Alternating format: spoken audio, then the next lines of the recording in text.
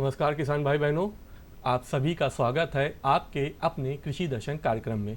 किसान भाई बहनों, जैसा कि आप सभी जानते हैं, कृषि दर्शन कार्यक्रम के माध्यम से हम आपके लिए लेकर आते हैं कृषि से संबंधित वो सभी जानकारियाँ, वो एक्सपर्ट की एडवाइस जो आपके लिए लाभदायक हो और जिनको अपना कर आप अपनी आय को दुगना कर सकें।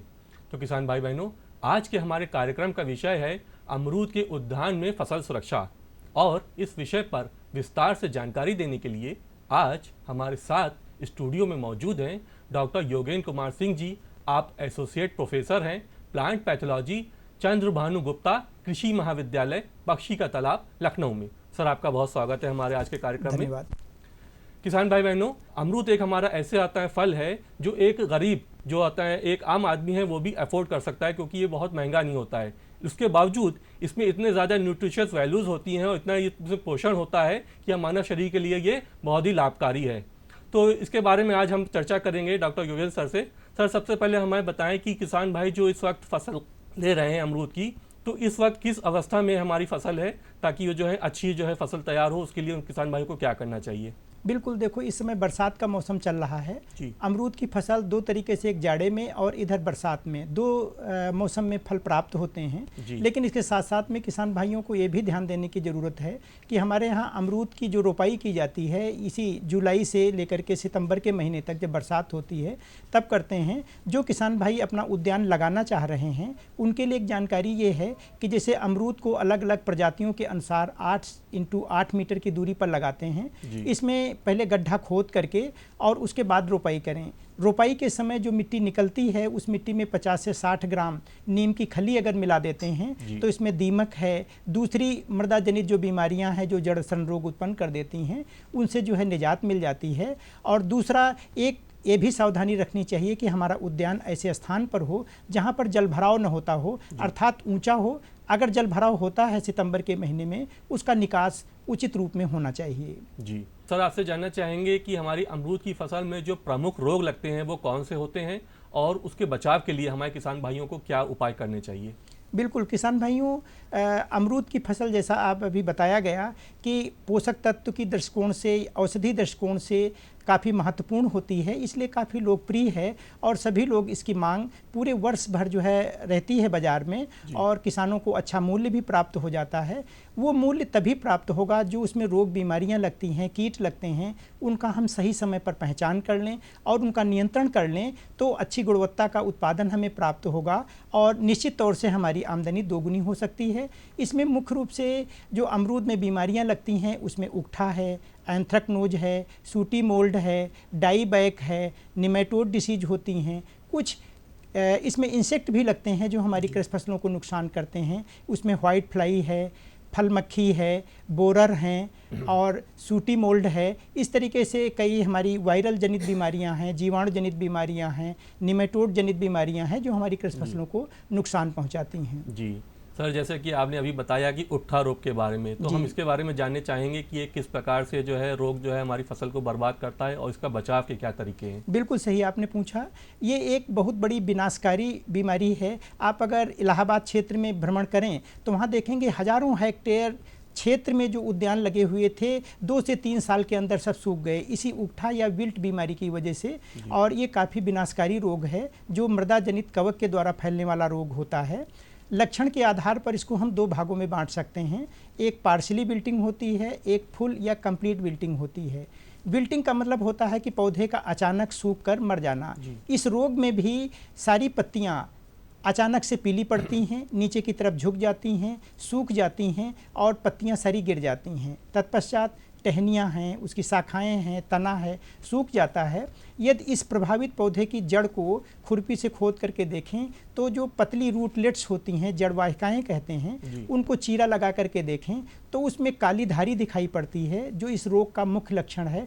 और उसी के द्वारा इसको हम पहचान सकते हैं कि हमारी फसल में उकठा लग गया है और उसको किस तरीके से नियंत्रित किया जाए। ये बात लक्षण की हो गई। दूसरे, इसके लिए जो अनुकूल मौसम होता है, हमने बताया बरसात का होता है, और सितंबर के माह में अगर हैवी बारिश हो जाती है, जल भराव रहता है, तो ये बीमारी बहुत तेज़ी से फैलती है।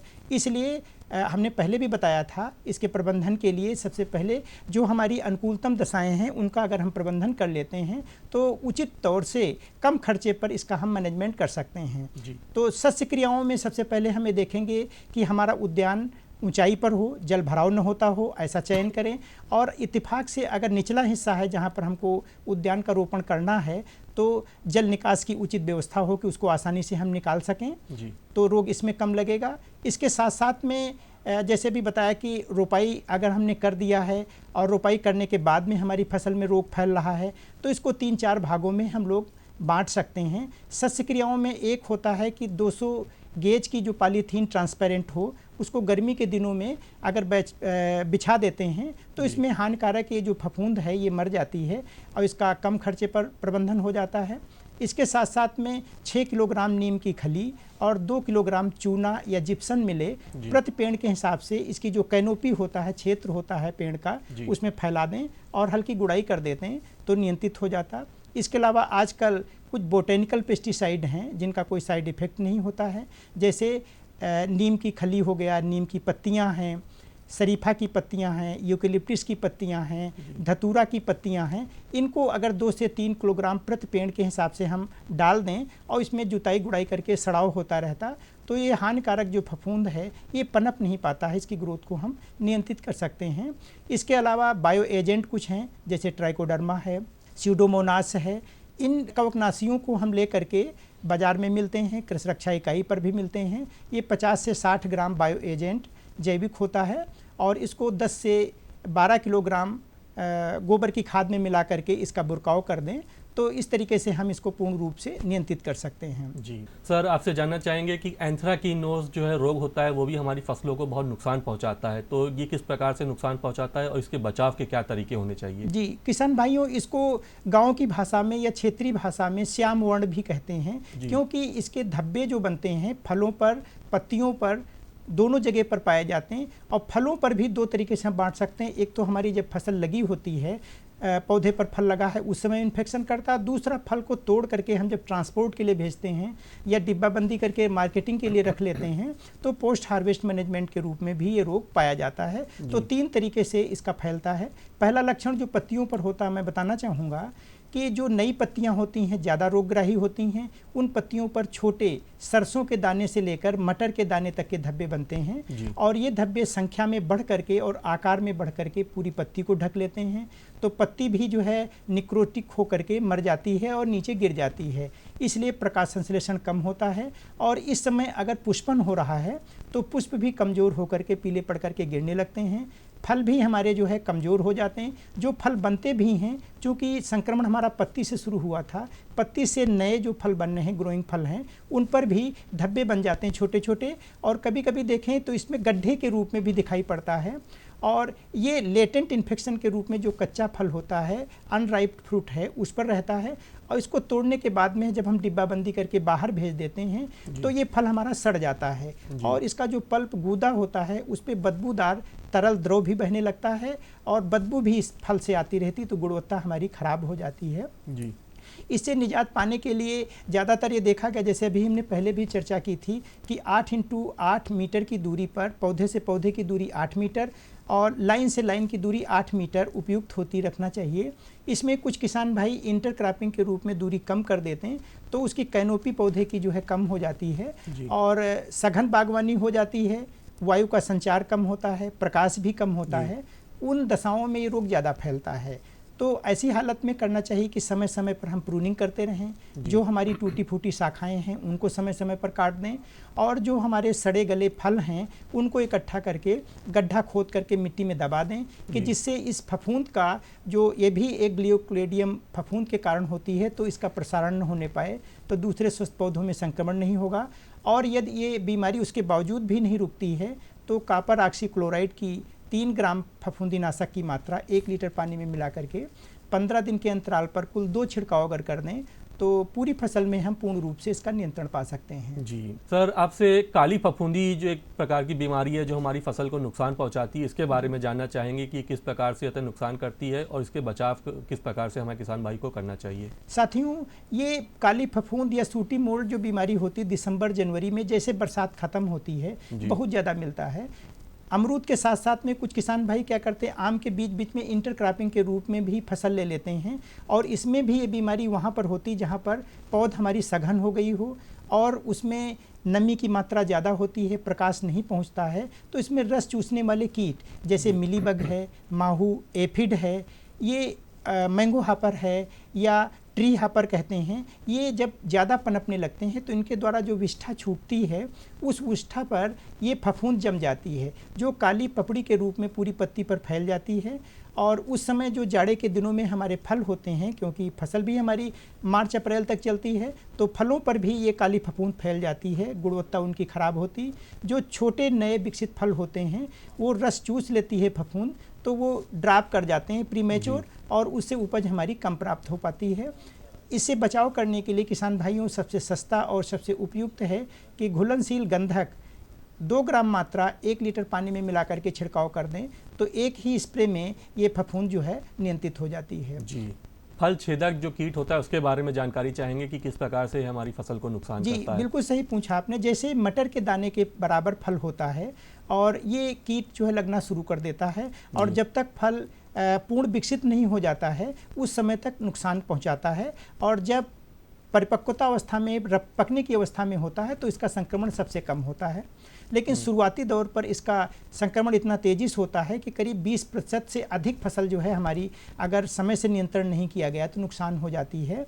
तो इसमें जैसे हमने बताया कि जैसे मटर के दाने के बराबर फल हुआ उसमें से संक्रमण शुरू हो जाता है, तो ये मक्खी जो होती है अंडे देती है फल पत्तियों की सतह पर, प्ररोहों पर, और उससे जो ये सूंडी निकलती है, कैटरपिलर निकलता है, इसको लार्वी भी कहते हैं, छेद करके फल के अंदर घुस जाता है और अंदर का बीज और पल्प दोनों खाता रहता है।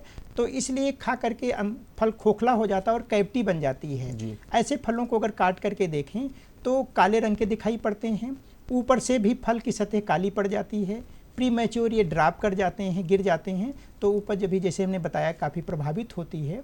इसके नियंत्रण के लिए किसान भाइयों आपको चाहिए कि ट्राइकोकार्ड बायो एजेंट के रूप में आते हैं, तो प्रति पेड़ 3 से 4 ट्राइकोकार्ड जो ट्राइकोग्रामा बायो एजेंट है उसे बना लिए जाते हैं, और हर कार्ड पर 1000 अंडे इसके होते हैं। तो उसको शाखाओं में अगर बांध दें तो उससे जो सूंडी निकलती है बायो एजेंट की, और ये हानिकारक बोरर को खा जाती है, तो इसका जैविक नियंत्रण स्वतः होता रहता है। अगर किसान भाइयों ट्राइकोगार्ड आपको नहीं मिल पाते हैं कहीं से, तो इस हालत में प्रोफेनोफास है, मोनोक्रोटोफास है, ये दवा 2 मिलीलीटर 1 लीटर पानी में मिला करके अगर आप स्प्रे कर दें तो ये बीमारी पूरी तरीके से ख़त्म हो जाती है। जी, बहुत अच्छी जानकारी दी सर आपने। सर आपसे जानना चाहेंगे कि छाल खाने वाली जो सूंडी होती है ये किस प्रकार से आता है हमारी फसलों को बर्बाद करती है, और इससे बचाव जो है हमारे किसान भाइयों को किस प्रकार करना चाहिए? देखो बिल्कुल सही कहा आपने, ये बार्क ईटिंग बोरर भी इसको कहते हैं, और ये ज़्यादातर ये देखा गया जो घने उद्यान होते हैं उसमें ज़्यादा लगती है। पेड़ पुराने हो जाते हैं उन पर भी संक्रमण ज़्यादा होता है इस कीट का, और जहाँ पर शाखा या तने का जोड़ होता है वहाँ पर ये छेद बना करके अंदर जाती है और लकड़ी को खा करके एक सुरंग के रूप में बना लेती। कभी कभी ये वेब के रूप में, बलय के रूप में चलती रहती है, और इसका जो बलय बनता है ये सुनहरे रंग का बनता है, और इस पे वुड डस्ट भी जो है लगी रहती है बीच बीच में। कभी कभी कीट के द्वारा फीकल मटेरियल्स भी छोड़ दिया जाता है जो भूरे रंग का और जाले के रूप में या माले के रूप में लटकता हुआ लगा रहता है, और जो पतली शाखाएं होती हैं उसमें अगर बोरर का संक्रमण हो गया, टूट जाती हैं हवा चलने पर या सूख जाती हैं पूरी तरीके से, तो हमारी फसल का नुकसान होता, आगे की वृद्धि नहीं हो पाती है। तो ऐसे में चाहिए कि हम नियमित रूप से इसकी हम प्रूनिंग करते रहें, जो अवांछित शाखाएं हैं उनको काटते रहें, निश्चित दूरी पर हम पौधरोपण कर लेते हैं, और जो सूखी शाखाएं हैं गिर जाती नीचे को, फल जो टूट कर गिर जाते हैं उनको इकट्ठा करके हम जला दें या गड्ढा खोद करके दबा देते हैं, तो ये ठीक हो जाता है। इसके साथ साथ में जो कैल्शियम कार्बोनेट है, चूना है, इसका पेस्ट बना करके तने पर 2 मीटर की ऊंचाई तक अगर हम लेप कर दें तो ये कीट ऊपर नहीं चढ़ पाता है और हमारी कृषि फसलों को नुकसान नहीं पहुंचाता है। जो गड्ढे बन गए हैं उन गड्ढों में गुड़ और चूने का मिश्रण बना करके अगर भर दें तो जी। उसमें लाल चींटियाँ ये बायो एजेंट का काम करती हैं, वहाँ पर पहुँचती हैं और इस कीट को अपने आप स्वतः खा जाती जी। हैं। तो इस तरीके से इसका हम नियंत्रण कर लेते हैं। जी सर, आपने बहुत ही अच्छी जानकारी दी और आप अपना कीमती समय निकाल कर अब तक हमारे स्टूडियो आए और हमारे दूरदर्शन के दर्शकों को इतनी महत्वपूर्ण जानकारी दी, इसके लिए आपका बहुत बहुत आभार। दर्शकों, हम उम्मीद करते हैं कि सर ने जो भी जानकारियां दी हैं उन बातों को आप ज़रूर अपनाएंगे और एक अच्छी फसल अमरूद की लेंगे ताकि आपकी आय जो है वो दुगनी हो सके। हम फिर मिलेंगे किसी दूसरे विषय के साथ, तब तक के लिए नमस्कार।